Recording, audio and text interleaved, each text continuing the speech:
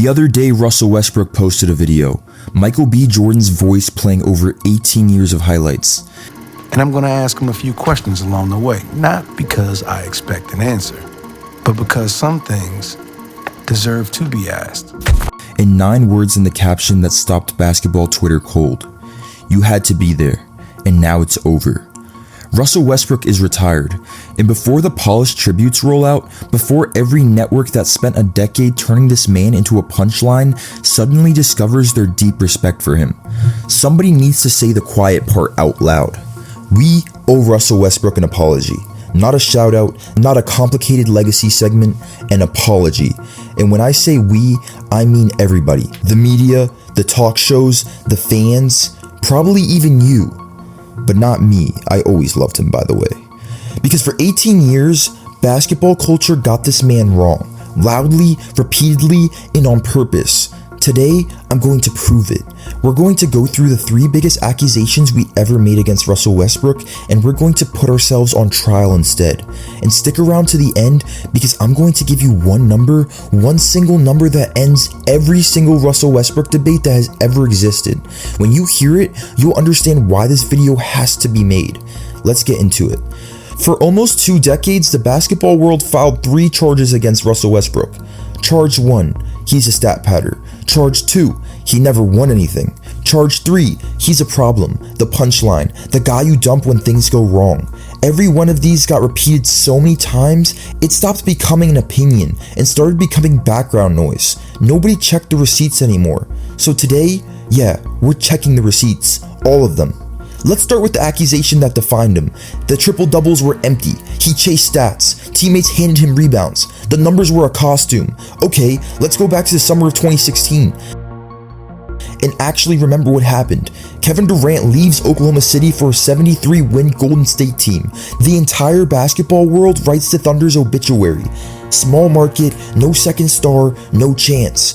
Every prediction has them fighting for the lottery, and Russell Westbrook responds with maybe the most violent individual season in modern basketball history. 31.6 points, 10.7 rebounds, 10.6 assists, a triple-double averaged across an entire NBA season, something that had not been done in 55 years, something people said would literally never happen again. And that team that was supposed to collapse? 47 wins, a playoff spot, on his back every single night. And here's my favorite part, his 42nd triple-double of that season, the one that broke Oscar Robertson's single-season record. Russell kicks it to the corner, and he's got it! With his 42nd triple-double, Russell Westbrook has broken the single-season record established more than a half-century ago by Oscar Robertson.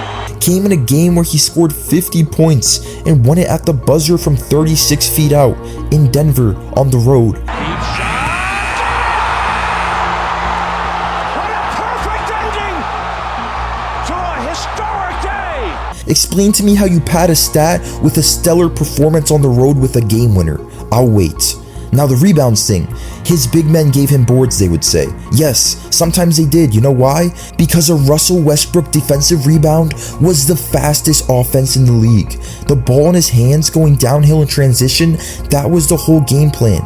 Coaches designed it. It wasn't charity, it was strategy, and it worked. And we described a coaching decision as a character flaw for 10 straight years. And if you think 2017 was a one-off year, you weren't paying attention. 2 years earlier, when Durant went down for most of the season, Russ won the scoring title carrying that team by himself, at one point playing with a fractured cheekbone and a face mask, and dropping a 49-point triple-double while wearing it. The man averaged a triple-double for a full season 4 different times. 4. Nobody else in the history of the league has done it more than twice. At some point, stat padding stops being an accusation and starts being a description of greatness you don't want to admit. Oscar Robertson's career triple-double record, 181, stood untouched since 1974. 50 years of Magic, Bird, Jordan, LeBron, and nobody even got close. People called it the most unbreakable record in the sport, but Russ didn't just break it. He retired with 209 triple-doubles. He lapped one of the most unbreakable records in basketball. If you ever type the words empty stats about this man, the comment section is down there. Consider it a confession booth. Charge number 2, the ring argument. He never won, so none of it matters, right? Well, let's walk through what actually happened, because the details got buried under the slander. Russell Westbrook was in the NBA Finals at 23 years old. 23. Him, Durant, and Harden took a small market team built entirely through the draft to the championship round against LeBron's Miami super team. That core was about to own the next decade. Then reality started swinging. For the first 5 years of his career, Russell Westbrook did not miss a single game. Not one. The man was considered indestructible. And then in the 2013 playoffs, a collision tears his meniscus. The first serious injury of his life on a 60-win Thunder team that a lot of people had picked to win the whole thing. That injury didn't just end a season, it quietly redirected the entire history of that franchise. Fast forward to 2016, the Thunder go up 3-1 in the Western Conference Finals on a 73-win Warriors team. They're one game from the NBA Finals.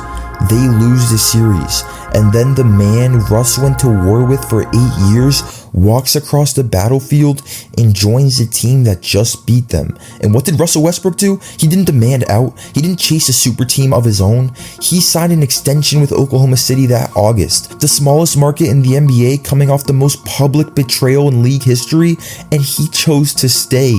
We spent years calling players cowards for taking shortcuts, and when a superstar did the exact opposite, we punished him for the results. And let's be clear about what he did control. 9 All-NBA teams, 9 All-Star selections, 2 scoring titles, 3 seasons leading the entire league in assists, a regular season MVP, a spot on the NBA's official 75th anniversary team, the top 75 players ever. Chosen while half the internet was still making memes about him. Individually, there is nothing left on the checklist. The only box unchecked is the one that requires 4 teammates and a front office to check it with you. And about those results, Russell Westbrook retired with the 4th most career points of any player in NBA history who never won a championship. You know who lives in that club with him? Karl Malone, Charles Barkley, Allen Iverson, Steve Nash, and John Stockton. If not winning a ring makes you a failure, then half the Hall of Fame failed. A championship is a team accomplishment. We took a team stat and used it as a character assassination for one individual for 15 years. That's on us. Charge 3, the punchline years. You know the word. I'm not even going to say it more than once. Westbrick, a grown man, a former MVP, getting mocked by his own home crowd. The Lakers experiment failed for 100 reasons. An old roster, injuries, front office chaos, and the basketball world needed exactly one face to pin it on. And we chose his? We chose his? At one point, he stood at a podium and told reporters what the nickname was doing to his family, his wife, his kids hearing it. And what did we do with that moment of honesty? We clipped it. We memed it. We turned a father protecting his children into engagement content. But here's the part of the story that should genuinely embarrass all of us. Because watch what this selfish, toxic, uncoachable man did next. He goes to the Clippers, and this former MVP, a top 75 player of all time, accepts a bench role. No public tantrum, no sabotage, he just plays. Then at 36, he takes basically nothing to play in Denver and spends the season diving over scorers tables like an undrafted rookie fighting for a contract. And then the ending. Sacramento, this past season, 37 years old on a team that won 22 games, the worst record in the West, the most losses of his entire career. He could have coasted, nobody would have noticed or cared. Instead, 64 games, 15 and change per night, and he led that entire roster in assists and steals. At 37 on a going nowhere team. The guy we called Me First spent his final NBA season making 22 win teammates look better every single night because he physically does not know how to give you less than everything. And one more thing, because this detail matters. He had offers this summer. He could have kept playing. Teams wanted him back. He walked away on his own terms. The league didn't push Russell Westbrook out. He finished the race and set the ball down himself. And even his exit told on the league a little bit. His own agent came out swinging this week about how the NBA's new salary cap rules, these apron restrictions, have teams refusing to pay proven veterans, right as franchises sell for $12 billion. That's the environment Russ walked out of. A system actively squeezing players exactly like him. And he still had multiple teams asking him to come back. Read that again. At 37 in a league quietly designed to phase him out, he was still wanted. He just decided he was finished. Now let me tell you about the man we should have been talking about the whole time. Start at the beginning because it's almost poetic. In 2008, Russell Westbrook was drafted 4th overall by the Seattle Supersonics, and weeks later, the franchise moved to Oklahoma City. He never played a single game for the city that drafted him. The man literally began his career as an outsider with no home crowd. Maybe he played like that his whole life, because that's exactly how his story started. In high school, his best friend Khelcey Barrs collapsed and died during a pickup game. Enlarged heart. Russ has carried him ever since. KB3 written on his sneakers for 18 years. The famous motto, "Why not?" That was never a marketing slogan. It's a promise. He's been living 2 lives at once since he was a teenager.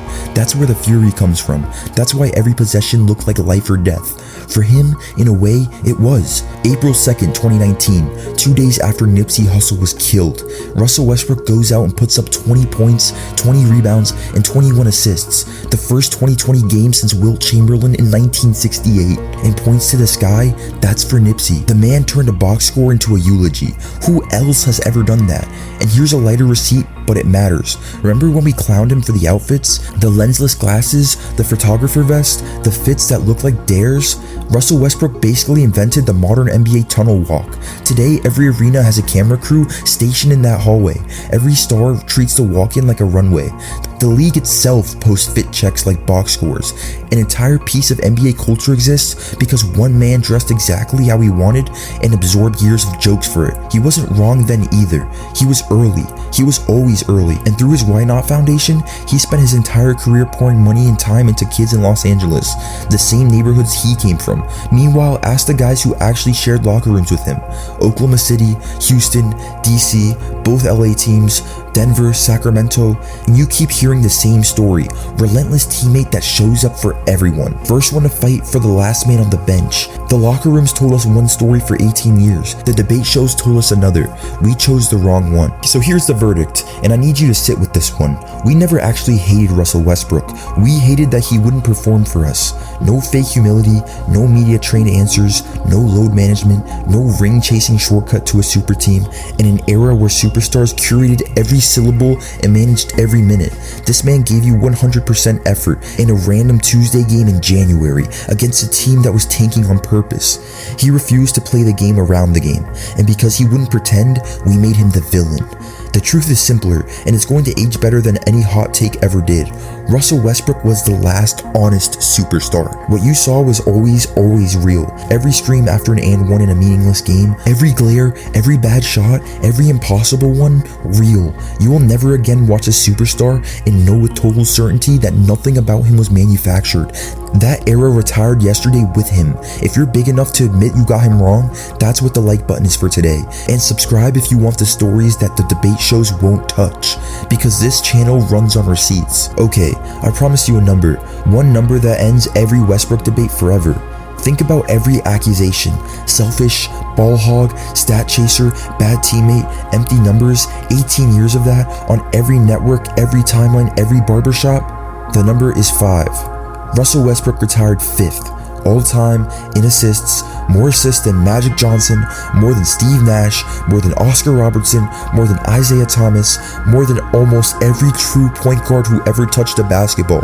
Only Stockton, Kidd, Chris Paul, and LeBron are ahead of him in the entire history of this league. The assist is the single most selfless stat in basketball. It is the only number you can only earn by making someone else score, and the man we spent 2 decades calling selfish has more of them than nearly every human being who ever played this game. That's not a debate, that's a verdict. 27,176 points, 209 triple doubles, an MVP, 2 scoring titles, 9 All-Star games, 1,301 games, and not one of them, not a single one, played at half speed. But honestly, he already summed it up better than any stat ever could in 9 words. You had to be there, and now it's over. We were there, Russ. Some of us just took 18 years to see it. Thank you for never pretending. Why not?